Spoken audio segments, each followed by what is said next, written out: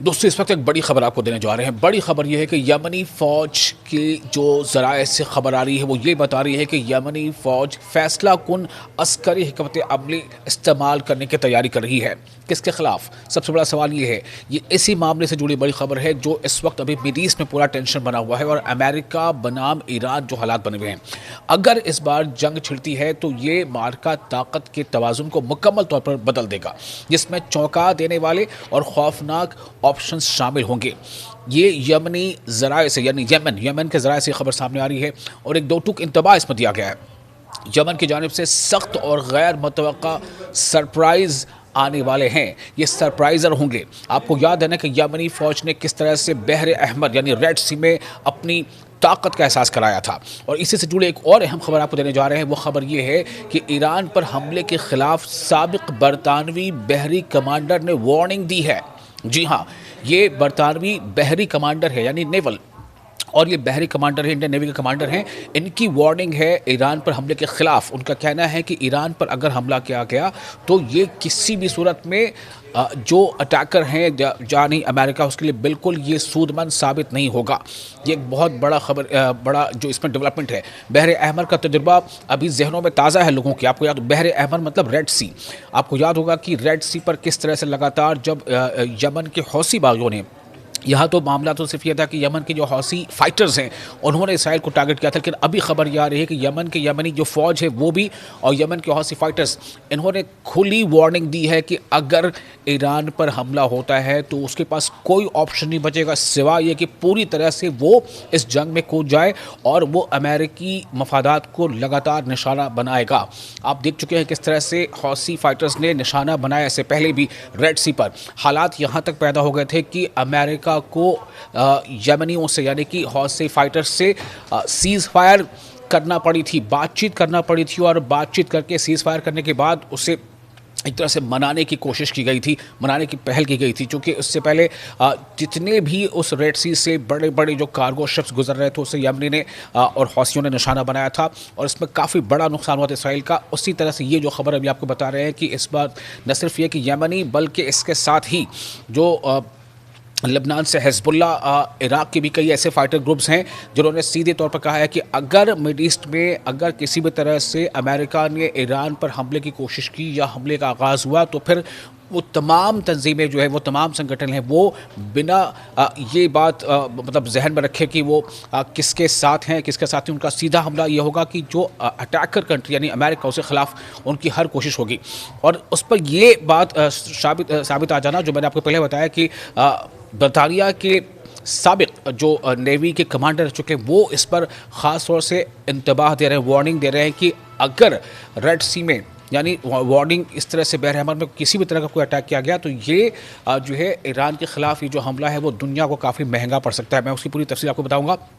फिर आपको ये बता दें कि अमेरिका ने जो हौसियों के साथ मुआहिदा कर रखा है वो मुआहिदे की पूरी तफसील की है। आपको याद होगा मई 2025 को जो ओमान जो सल्तनत है ओमान, तो ओमान सल्तनत ने की सालसी में उसकी मीडिएशन में ये ऐलान किया गया था कि अमेरिका और हौसियों के दरमियान जो है वो सीज़ फायर लागू होगा। अब आप सोचें कि अमेरिका इस हालत तक आ गया था कि उसे हौसियों के साथ सीज़ फायर करना पड़ी थी। हालांकि उस सीज़ फायर का मतलब ये था कि हौसी फाइटर्स जो हैं वो रेड सी से गुजरने वाले अमेरिकी शिप्स को निशाना नहीं बनाएंगे। अमेरिका को इस हद तक झुकना पड़ा था कि हौसियों से जंगबंदी का मुआहदा करना पड़ गया था, क्योंकि अमेरिका को पता था कि वहाँ पर जो ताकत है हौसियों की वो ज़बरदस्त है और बग़ैर उनको मनाए वो अपने मफादात को तहफ़्फ़ुज़ फराहम नहीं कर सकता। यही वजह है। अब आप सोचें कि उसी हौसी फाइटर्स ग्रुप्स ने और यमनी फ़ौज ने बाज़ाब्ता यह कह दिया है कि अगर हमला होता है ईरान पर तो वो हर तरह से इसका सामना करेंगे, यानी कहीं ना कहीं वो ईरान के हक़ में अपनी आवाज़ बुलंद कर रहे हैं। तो वो जो अमेरिका के साथ मुआहिदा हुआ था, मुआहिदे के मुताबिक दोनों फरीक एक दूसरे को निशाना नहीं बनाएंगे, ख़ासतौर पर बहर अहमर यानी रेड सी और बाबुल मंदब में अमरीकी और तजारती जहाज़ों पर हमले नहीं करेंगे। ये उस वक्त मुआहिदा था, लेकिन अब हौसी फाइटर्स का कहना है कि वो उन तमाम शिकों को, मुआहदे को वो भूल जाएंगे जो अमेरिका के साथ किया गया था। चूँकि अमेरिका जो है अब खुद इस पूरे खित्ते पर जो अरब खित्ता है या मिड ईस्ट है जिसे हम मिडिल ईस्ट कहते हैं या मध्य पूर्व कहते हैं, उस खित्ते पर अमेरिका हमलावर हुआ है। इस माहदे के तहत अमेरिका ने हौसियों के खिलाफ फ़िज़ाई हमले और बमबारी रोक दी, खासतौर पर वो हमले जो अमेरिकी या गैर मुल्की जहाज़ों को निशाना बनाने के जवाब में किए जा रहे थे। लेकिन हौसियों के वादे क्या थे? हौसियों ने इस बात की ज़मानत दी कि वो अमरीकी बहरी जहाज़ों या अमरीकी अहदाफ को निशाना नहीं बनाएंगे, जिसके नतीजे में अमेरिका ने अपनी अस्करी कार्रवाइयाँ मुअत्तल कर दी थी।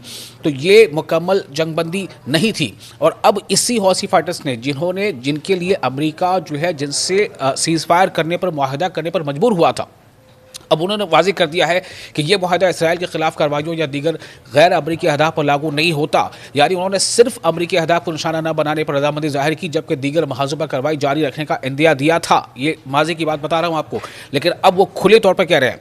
अब आप सोचें कि ईरान पर हमले के खिलाफ साबिक बरतानवी बहरी कमांडर की वार्निंग है। वो क्यों, वो क्या कह रहे हैं? उनका कहना है कि बहरे अहमर यानी रेड सी का तजुर्बा अभी जहनों में है। यानी वो ये याद दिला रहे हैं दुनिया को कि रेड सी में जो हमले हुए थे हौसियों की जानिब से या यमनी फौजों की जानिब से, उसको नहीं भूलना चाहिए। और अगर ईरान पर हमले का कोई ऐसी शुरुआत होती है तो ये दुनिया के लिए अच्छा नहीं होगा। बरतानवी बहरिया के साबिक कमांडर यानी एक्स कमांडर जिनका नाम है टॉम शार्प ने ईरान पर किसी भी हमले के मुमकिना नताइज से खबरदार किया है। उन्होंने अस्करी ख़तरात के तजज़िये में, जिसे वो यमन कॉम्प्लेक्स कहते हैं, इसको मद्देनज़र रखने पर जोर दिया है। ये इस्तिलाह हालिया अमरीकी और मगरबी तजर्बात के लिए इस्तेमाल की गई है जो बहरे अहमर में पेश आए। अब आप सोचें कि बरतानिया यानी ब्रिटेन के नेवी के एक्स कमांडर वो वार्निंग दे रहे हैं कि ईरान पर हमला करना, अगर किसी भी तरह से सूरत ये नौबत आती है तो ये किसी भी सूरत में दुनिया के लिए हक़ में बेहतर नहीं होगा, खुद अमेरिका के हक़ में बेहतर नहीं होगा। टॉम शार्प के मुताबिक, टॉम शार्प जो बरतानिया के एक्स नेवी कमांडर, उनके मुताबिक बहरे अहमर यानी रेड सी में अमरीकी और मगरबी अफवाज को जिन मुश्किलात का सामना करना पड़ा वो अब वाशिंगटन और कई मगरबी दारुल हुकूमतों में मुस्तक़बिल के ख़तरात नापने का पैमाना बन चुकी हैं। उन्होंने कहा कि ड्रोन से बचाव के लिए बहरी मशक़ें और फ़ौजी तैयारी दरअसल अंदरूनी हम आहंगी और दिफाई तैयारी को तेज़ और बेहतर बनाने के इक़दाम हैं। टॉम शार्प ने दावा किया है कि ये मशक़ें बराह रास्त यमन खौफ कॉम्प्लेक्स से जुड़ी नहीं है, अगरचे बाद में उन्होंने ये तस्लीम किया कि ईरान की बहरी जहाज शिकन सलाहियतों की तारीफ़ करना एक दानिशमंदाना कदम है। वापस सोचें, ईरान की तारीफ़ की जा रही है, कौन तारीफ़ कर रहा है? ये बरतानिया के एक्स कमांडर हैं, नेवी कमांडर, वो ये कह रहे हैं कि जो ईरान की सलाहियत है जिसमें वो बहरी जहाज़ शिकन यानी बहरी जहाज़ों को निशाना बना सकता है, उसे डिस्ट्रॉय कर सकता है, ये ताकत ईरान के पास ज़बरदस्त है और इसको मलहूज़ नज़र रखना चाहिए। इनके मुताबिक तेहरान के पास इस मैदान में वसी हथियारों का ज़ख़ीरा मौजूद है, जिसमें सिर्फ किस्मत के अंसर की कमी है। यानी कि अगर लक फेवर किया ईरान का तो अमेरिका को इसमें भारी मुश्किल पड़ सकती है और ईरान जो है वो भारी पड़ सकता है अमेरिका पर। वो ये इस बात का एहसास दिला रहे हैं। ये तमाम बयान ऐसे वक्त में सामने आए हैं जब दुनिया के सबसे ताकतवर बहरी क़ुव्वत को शदीद झटकों का सामना करना पड़ा।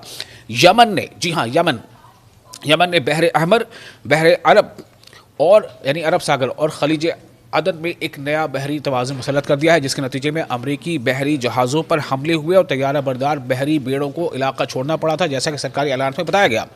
ये पेशरफ बिलाखिर इस मकाम पर ख़त्म हुई कि अमरीका के साबिक़ सदर डोनाल्ड ट्रंप ने हौसियों की ताकत को तस्लीम किया और अमानी सालिसी के ज़रिए उनके साथ मुआहदा किया। तो एक बार जब डोनाल्ड ट्रंप इसका मज़ा चख चुके हैं, उन्हें एहसास कराया जा चुका है हौसियों की जानिब से कि अगर रेड सी में कोई बादशाह है, रेड सी का कोई कलंदर है, रेड सी का कोई अगर बाजीगर है तो वो है हौसी।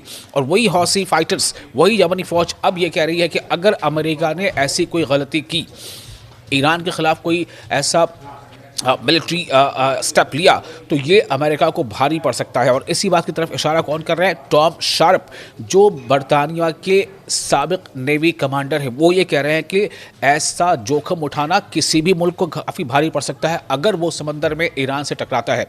जो कि ईरान के साथ साथ आप देखें लबनान में जो हिज़्बुल्लाह है उसने भी ऐसी वार्निंग दे दी है।